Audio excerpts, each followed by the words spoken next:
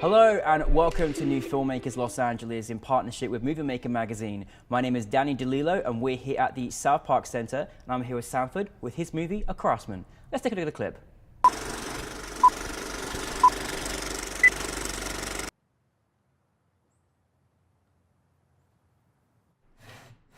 I, Herman J. Willow,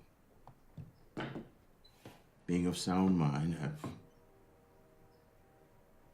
decided to end my life.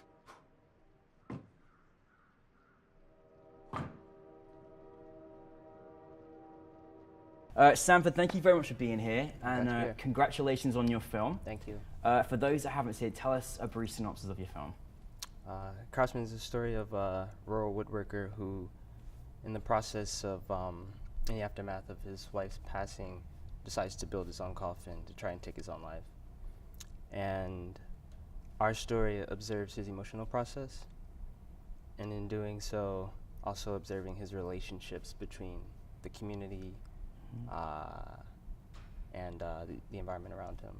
It was a really special film and I felt extremely touched watching it, and my goodness, you had fantastic actors because you know you really feel his journey and what he's going through and he's grieving and he's dealing with what's going on, and it's such an unusual idea, but really sweet that that's what he wanted to do, build his own coffin because he's struggling with that. Yep.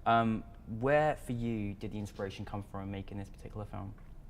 Well, I mean, just for context, the story developed through a writer, director, producer course at USC, and my producer and I found the script through the process of just reading a bunch of stories, and there was a certain emotionality that came with that story about this single person who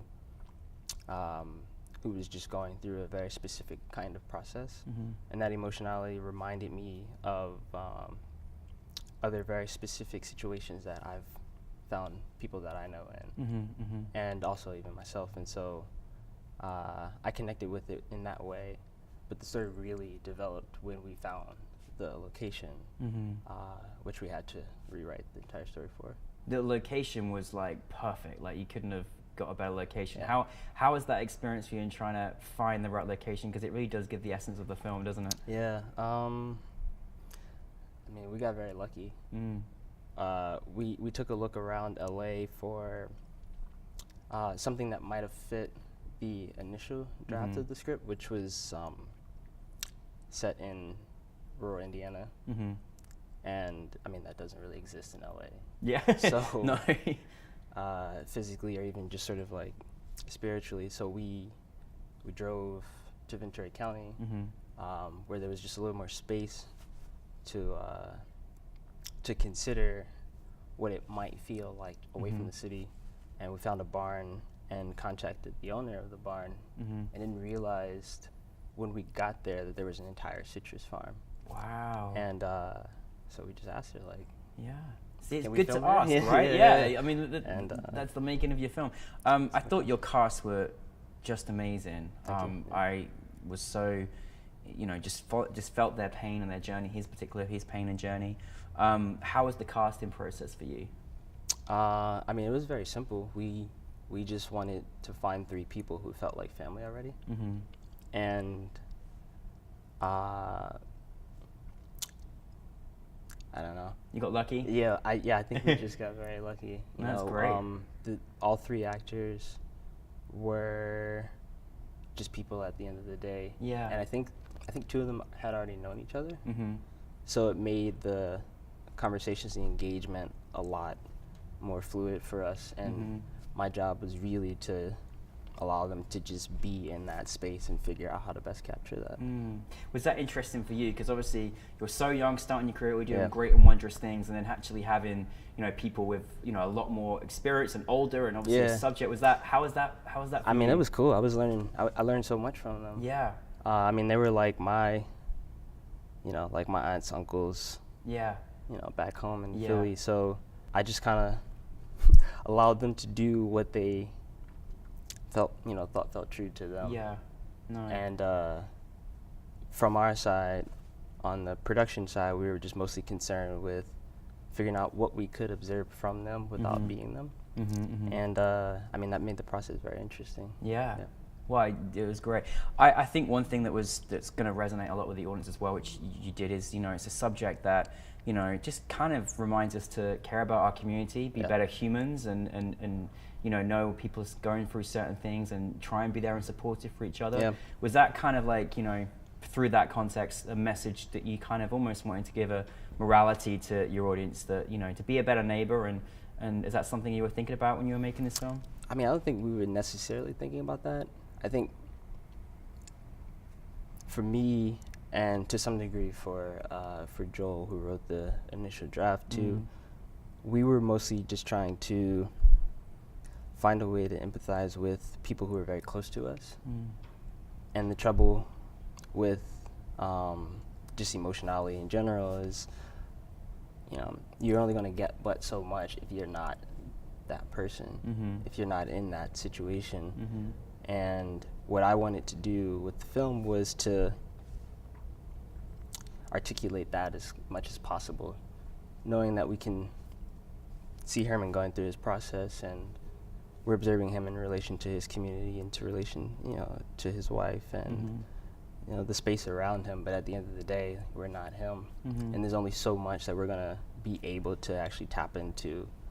And what we're doing is trying to get as close as we can. Yeah, I love it. Well, I think one thing, you can't feel the energy here, but I feel like Sanford, I thought your set would be so like relaxed, and everyone's like he's got it sorted, he's got it covered. Like you really give the energy, which must be wondrous if you're working on your set. But so with that being said, was there any challenges that you faced in making the film at all?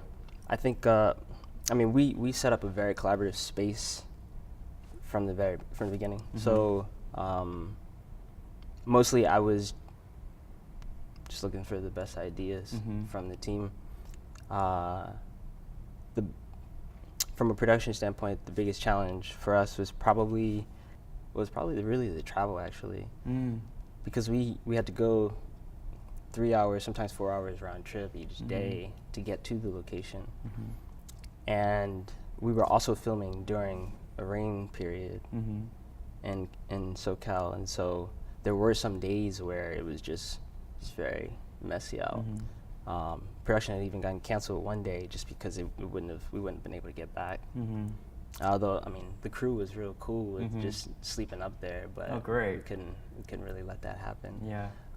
So I feel like you solve everything. I feel like it's like, you're okay, we'll just make it work. I mean, we just made it work, and you know, like, especially coming from a place where, you know, you're used to just making something out of nothing, right? Like, all that we really needed was a physical space to work with, and we could figure it out. And then on the other side too, just considering the context in which the film was made in this course, you know, there's certain course guidelines and advisors and things you have to make sure you abide by. Make sure that you're abiding by as much as possible. And so, you know, we were trying our best also not to compromise within that context too, to make sure that we could tell the story as honestly as we could. I can't be as quiet as your thesis film. I thought you've been doing this 25 years, but you know, which is a credit to you. But what was it the feeling like turning this from being your thesis film, then seeing it, you know, going to festivals on the big screen, NewFilmmakers LA? What was that experience like for you? I mean, it's been physically, intellectually, probably almost unmatched in life experiences. I think.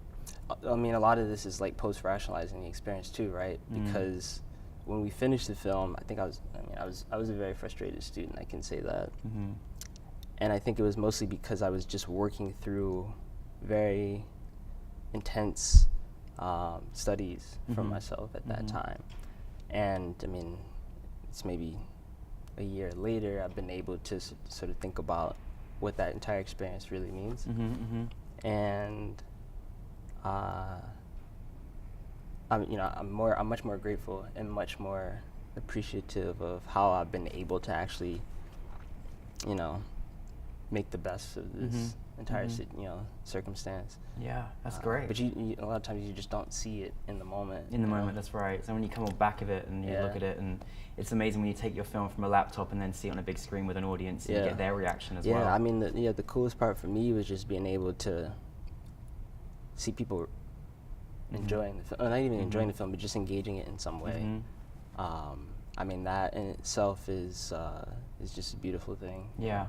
What is next for you? What's next on the horizon? I'm writing all the time. I'm working on a narrative feature right now, but I've also learned too that I probably need to not detail projects that I'm working on while they're in process, because I get myself into trouble a lot.